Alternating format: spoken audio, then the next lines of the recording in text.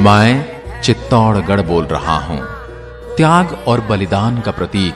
हां, मैं वही चित्तौड़गढ़ हूं जो कभी मेवाड़ की राजधानी हुआ करता था। मैं मेवाड़ की राजधानी रहा, लेकिन मैं कभी किसी के अधीन नहीं रहा। मेरी मिट्टी के कण कण में शौर्य और बलिदान की खुशबू आती है। मैं शक्ति, भक्ति, त्याग और बलिदान की धरती के रूप में जाना जाता हूं।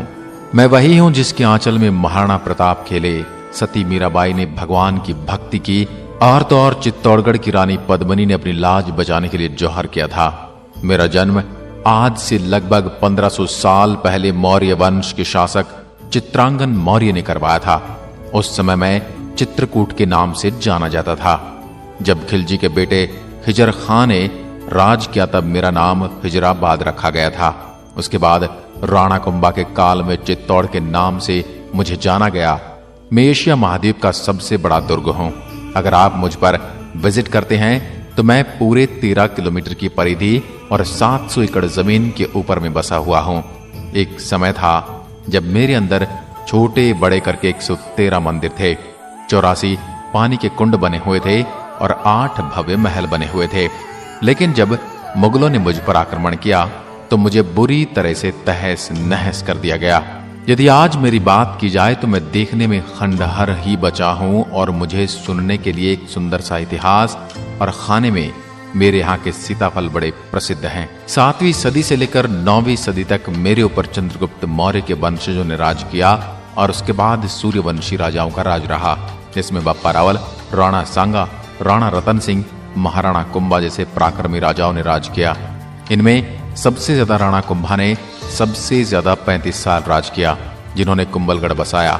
9वीं शताब्दी से लेकर 16वीं शताब्दी तक मेरे ऊपर मुगलों ने 27 बार आक्रमण किए, जिसमें से 24 आक्रमण राजपूत सेना ने जीते और 3 हमले में मुगल विजयी रहे, और उन्हें 3 मुकाबलों में से 2 मुकाबलों में यहीं की मेवाड़ राजवंश की आभा मेवाड़ की महारानियों ने जौहर किया।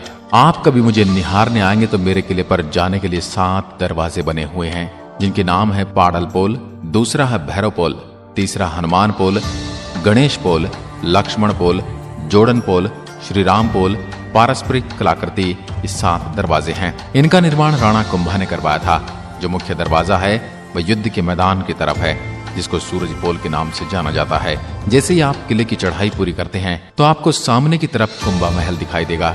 ये वही महल है जिसमें महाराणा प्रताप के पिता उदय सिंह का जन्म हुआ था, और वहीं मां पन्नाधाय ने उदय सिंह की रक्षा के लिए अपने बेटे चंदन सिंह का बलिदान भी दिया था, और अपने बेटे की मौत के वियोग को अपने सीने में दबाकर उदय सिंह को लेकर कुंभलगढ़ पहुंच गई थी। इस महल में एंटर होते ही अस्तबल दिखाई देता है, जहां राणा कुंभा के 7 घोड़े बंधा करते थे, और सामने ही झरोखे बने हुए हैं जहां से राणा भगवान सूर्य के दर्शन करने के बाद ही अन्न जल ग्रहण करते थे। कुंभा महल से आगे जौहर स्थल के रूप में एक स्थान दिखाई देता है। मेरे सीने में जौहर के रूप में समाया वह दर्द है जिसे सदियों तक भुलाया नहीं जा सकता। 13वीं शताब्दी के अंदर अलाउद्दीन खिलजी ने मुझ पर आक्रमण किया था। आपको पता है कि वह किले की चढ़ाई करके युद्ध नहीं जीत सकता था, तो उसने किले के चारों तरफ 6 महीने तक घेरा डाल रखा था। बाहर से आने वाले राशन को उसने बंद कर दिया था। परिणाम स्वरूप मेरे अंदर रहने वाली जनता भूख प्यास से मरने लगी। जब यह खबर राणा रतन सिंह को लगी तो उन्होंने खिलजी से संधि करनी चाही, लेकिन खिलजी धोखे से उनको बंदी बना लेता है, जिसके बाद में गोरा बादल उन्हें छुड़ा लेते हैं।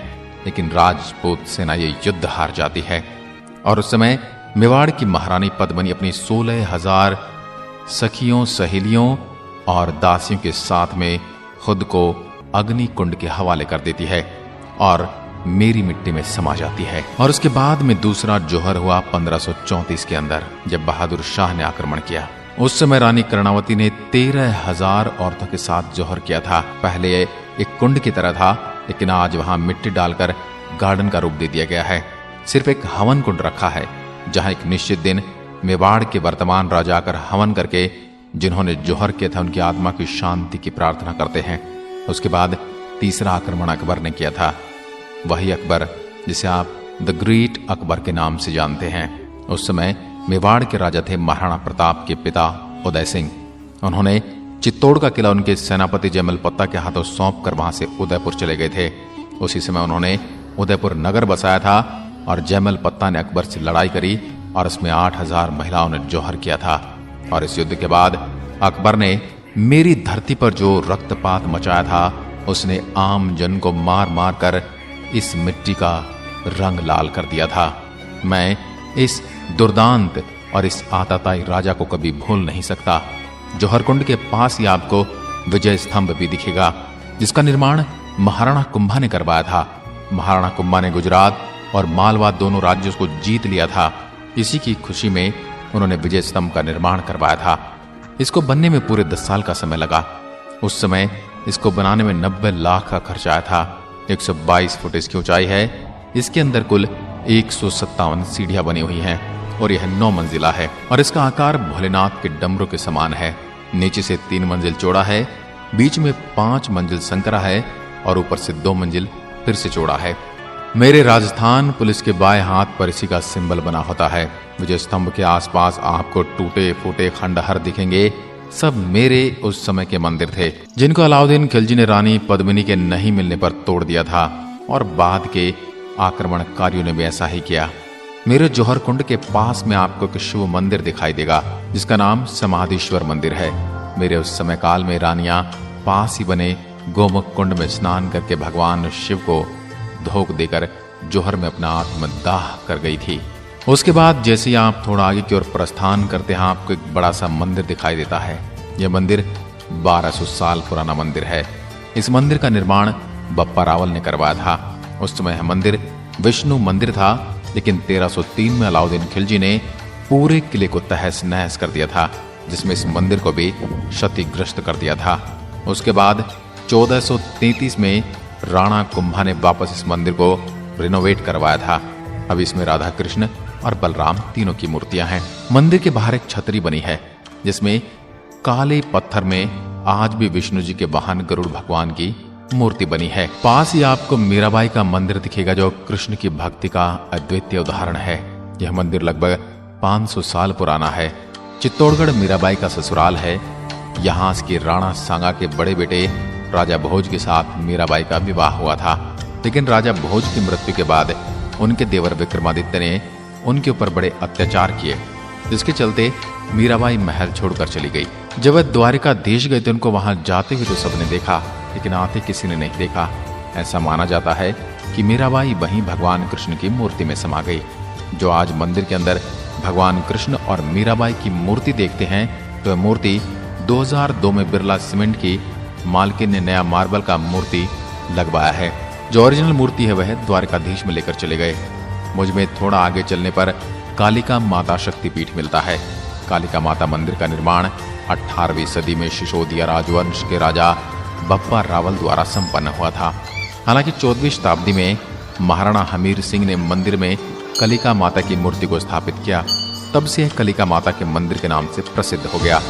देवी कलिका वीरता एवं शक्ति का प्रतीक है। वह मेरी चित्तौड़ की रक्षक है।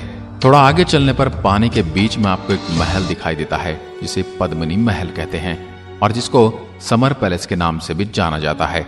गर्मी के समय में 4 महीने रानी पद्मिनी इसी महल में रहती थी, क्योंकि उस समय एसी या कूलर तो होते नहीं थे। जो गर्मी के कारण यह जल महल बनाया गया था। वहीं आपको एक और महल देखने को मिलता है, जिसमें रानी पद्मिनी अपनी दासियों के साथ रहती थी, जो 3 मंजिला था, लेकिन आज खंडहर है। रानी पद्मिनी जल महल में नाव के द्वारा जाया करती थी और उस समय लकड़ी की नाव होती थी। आज के समय में मेरे यहाँ सरकार ने गार्डन बना दिया है, जिसमें आपको हर तरह के गुलाब के फूल मिल जाएंगे। थोड़ा आगे चलने पर आपको भीमकुंड दिखाई देता है। ऐसा कहा जाता है कि राजा महाराजा के शासन से पहले यहाँ पांडव आए थे और उस जगह पर भीम ने अपने पैर से पानी निकाल दिया था। उसको भीमकुंड नाम से जाना जाता है। थोड़ा आगे चलने पर आपको सूरज पोल दिखता है, जो दुर्ग में आने का पुराना रास्ता भी है। यह 1303 में खिलजी ने आक्रमण किया था, तब इसी गेट पर चढ़ाई की थी। इस रास्ते पर भी 7 गेट बने हुए हैं। जब खिलजी ने आक्रमण किया था, तब उसने एक एक करके सारे गेट तहस नहस कर दिए थे, जिसमें से 6 गेट पूरी तरह से टूटे हुए हैं, लेकिन जो सूरज पोल गेट है वो बचा हुआ है। सूरज की सबसे पहली किरण इसी गेट पर पड़ती है और इसका नाम इसी वजह से सूरज पोल है। इसके सामने जो आपको खुला मैदान दिखता है वो मैदान हुआ करता था, लेकिन आज मेरे यहाँ कुछ बस्तियां बस गई हैं। जिस वजह से वहां लोग खेती करने लग गए हैं। आपको गेट पर कुछ बड़ी बड़ी कीलें लगी हुई दिखाई देती हैं, जिनको अंकुश कहा जाता है। जब आक्रमण किया जाता था तब हाथी को मदिरा पिलाकर पागल किया जाता था और उस गेट को तुड़वाया जाता था, लेकिन वह गेट को तोड़ न सके, इसी के लिए अंकुश लगाए जाते